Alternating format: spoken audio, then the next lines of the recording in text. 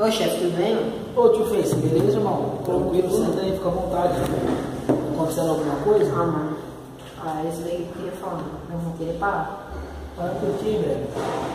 Ah, mano, não dá, velho. Toda vez eu luto com aquele cara, mano. Toda vez eu dou o meu melhor. Tipo, você não falou pra mim que se eu fosse honesto eu ia ganhar? O cara joga sujo, mano. Ele toda vez rouba e ganha em mim. Calma, irmão, o que dele tá guardado. Calma, vamos tentar na próxima luta. Mano, mas ele não vai querer dar outra chance de título pra mim, mano. Mas ele não tem que dar. Aqui quem dá as ordens impõe sou eu, não é ele. Quem manda aqui sou eu. Então você acha que eu devo voltar de novo? Quem que é teu empresário? Então acabou. Quem manda, quem impõe as regras sou eu aqui. Quem manda aqui sou eu. Nossa, cara, muito obrigado. Então espera, vamos tentar mais uma chance. Vamos. Vou dar o meu melhor.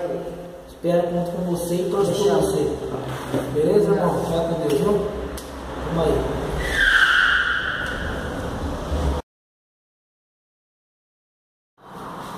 E aí, patrão?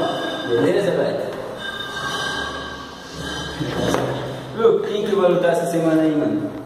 Então, tava vendo aqui, fazendo meus cálculos aqui, pensando. E eu vou ter uma revanche entre você e o Tio Fez de novo, irmão. Por que de novo, cara? Ele tá falando sou eu. Você jogou sujo. Eu joguei sujo?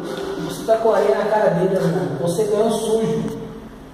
Primeiro você finge estar desmaiado pra você ganhar a luta. Agora você joga o jogo sujo em cima do cara, irmão. Quem faz as regras aqui sou eu. Quem manda aqui sou eu. Mas eu ganhei 2 vezes dele, cara. O que você tá falando? Ah, mas eu fudeu, velho. Quem põe as regras sou eu. Cara, você tá tirando, mano? Irmão, quem manda sou eu.